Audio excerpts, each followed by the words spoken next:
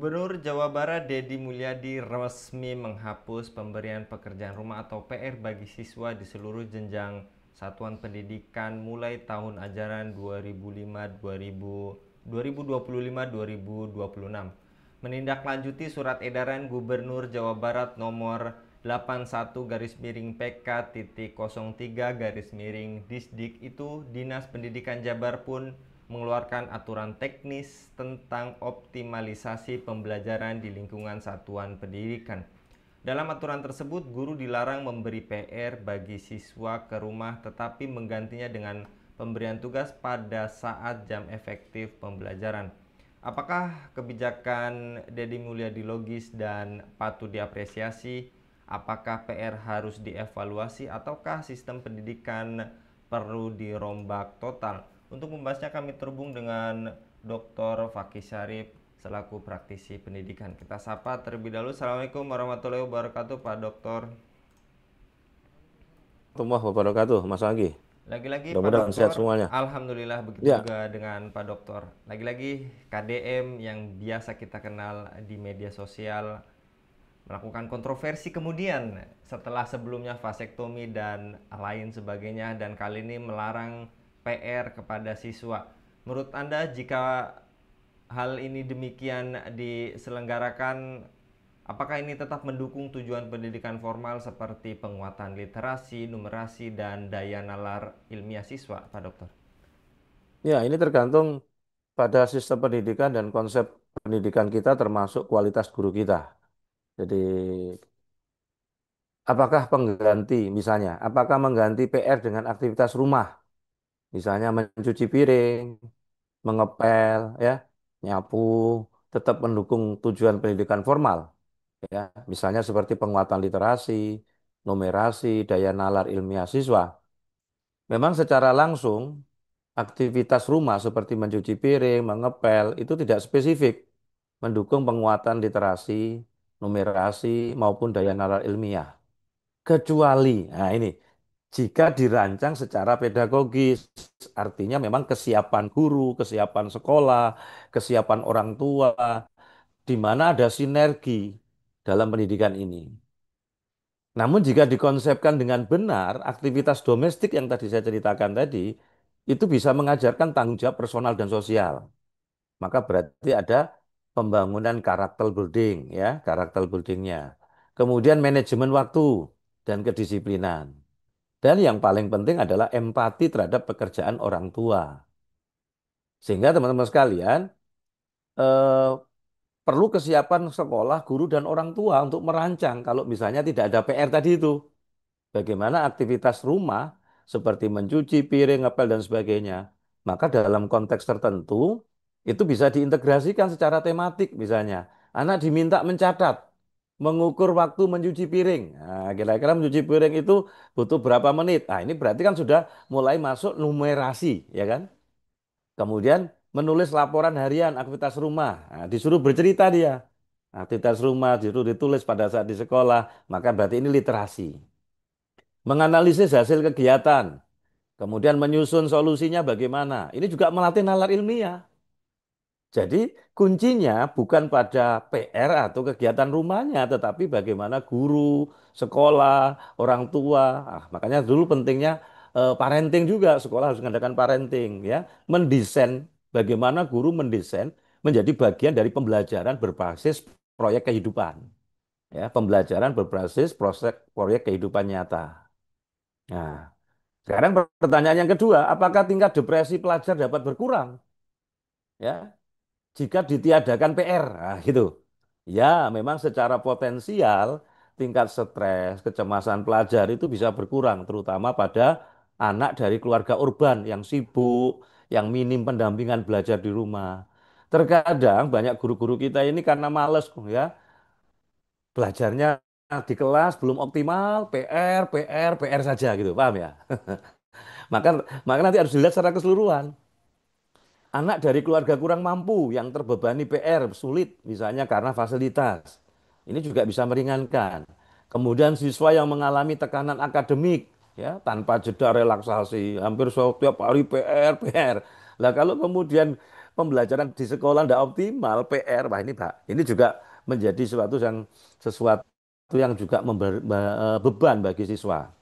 Jadi dengan penghapusan PR atau perampingannya, siswa tadi memiliki waktu lebih banyak, alasannya gitu kan, untuk membaca karena kesadaran, bukan karena terpaksaan. Tapi kalau program sekolah dengan guru, dengan orang tua tidak connect dan orang tua tidak dijelaskan bagaimana proses pembelajaran di rumah, maka malah bahaya. Anak-anak ada PR malah main game saja kan itu.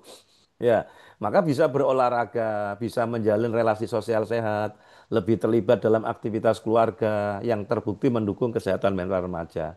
Maka berarti harus ada sistem yang luar biasa antara sekolah, guru, siswa, dan orang tua. Namun, teman-teman sekalian, harus ada pendampingan literasi tadi, minat belajar di sekolah, agar waktu luang tidak malah jadi ruang kosong.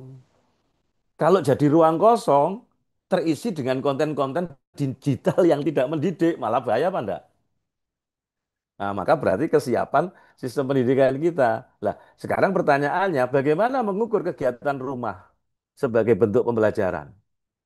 Apakah guru siap dengan sistem penilaian baru yang subjektif dan kontekstual ini? Maka pengukuran aktivitas rumah bisa dilakukan dengan pendekatan portofolio naratif.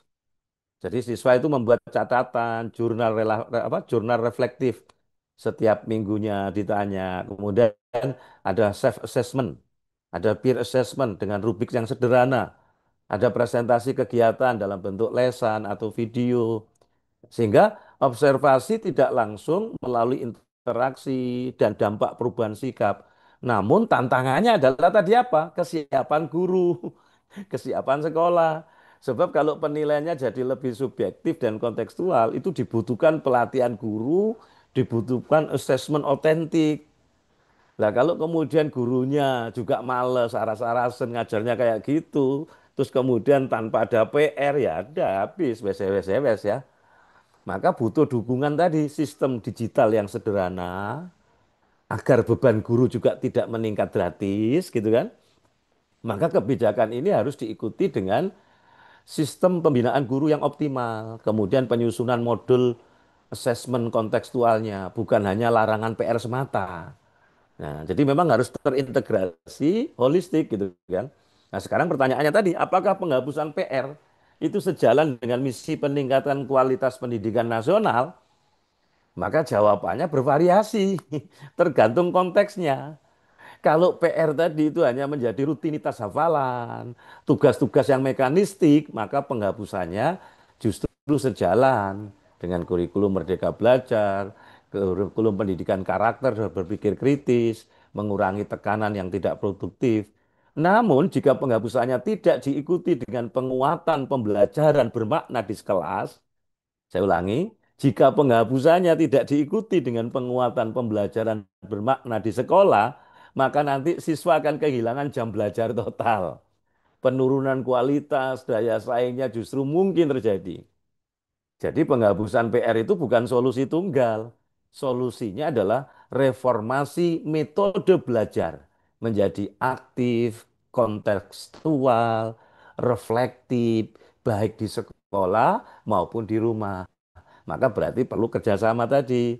Tidak hanya sekolah, tetapi juga orang tua paham. Lah persoalannya kan tidak setiap orang tua bisa dampingi anak. Betul apa enggak? Ada yang kalau kemudian di rumah malah main HP terus gitu ya. Nah, apa persoalan utama pendidikan kita hari ini? Maka di dalam perspektif Islam, masalah utama pendidikan kita ini bukan pada PR atau tidak adanya PR gitu. Saya ulangi, masalah utama pendidikan kita bukan pada PR atau tidak adanya PR, tetapi krisis tujuan pendidikan. Pendidikan sering terjebak pada angka, pada ijazah, pada ranking. Nah, padahal dalam Islam menekankan bahwa pendidikan itu adalah proses tidak hanya sekedar mentransfer ilmu, tetapi proses menanamkan adab, menanamkan perilaku, menanamkan iman, membangun kepribadian Islam, bukan sekedar kognisi saja. Maka saya petik dari pendapat Imam Al-Ghazali. Imam Al-Ghazali itu berkata, tujuan ilmu itu adalah untuk mendekatkan diri kepada Allah, bukan untuk memperdebatkan dan berbangga diri. Nah, yang kedua, ketidakhadiran keteladanan. Jadi banyak pelajar kita hari ini kehilangan sosok guru sebagai murabbi, bukan sekedar muallim. Padahal Rasulullah diutus itu sebagai pendidik dengan suri teladan terbaik. Kemudian yang ketiga, minimnya integrasi ilmu dengan akhlak dan ruhiyah. Jadi Islam itu tidak memisahkan antara sains dan iman, antara belajar dan takwa. Jadi pendidikan Islam mestinya membentuk insan yang berpikir dan insan yang bersyukur dan bertakwa. Nah, ini persoalan pendidikan kita di situ. Jadi PR itu boleh dihapus, boleh tetap ada. Tapi tujuan pendidikan tak boleh dilupakan. Nah, itu kata kuncinya. Yaitu mencetak manusia bertakwa, berpikir, berakhlak, dan beradab. Saya ulangi, PR itu boleh dihapus. Boleh juga tetap ada. Tapi tujuan pendidikan tidak boleh dilupakan, yaitu mencetak manusia bertakwa, berpikir, dan beradab. Kalau di dalam Islam, yaitu berkepribadian Islam. Jadi bukan hanya transfer ilmu, tapi yang namanya pendidikan itu membentuk kepribadian-kepribadian Islam, menyentuh manusia yang bertakwa, berpikir, dan beradab. Demikian, Mas. Jadi kalau Bung Fakih begitu luar biasa komprehensif pemaparan yang Pak Dokter sampaikan, mudah-mudahan ini menjadi langkah lebih baik, bahkan ini terbaik jika tadi yang disampaikan Dr. Fakih menerapkan sistem Islam dan juga memberikan solusi yang terbaik di kala saat ini pendidikan yang carut marut. Jazakallah sekali lagi Bung Fakih untuk paparannya Ya, pada kabar sama-sama. petang kali ini.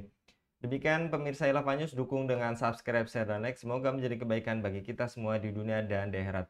Saya Anggi Suara diundur diri. Assalamualaikum warahmatullahi wabarakatuh.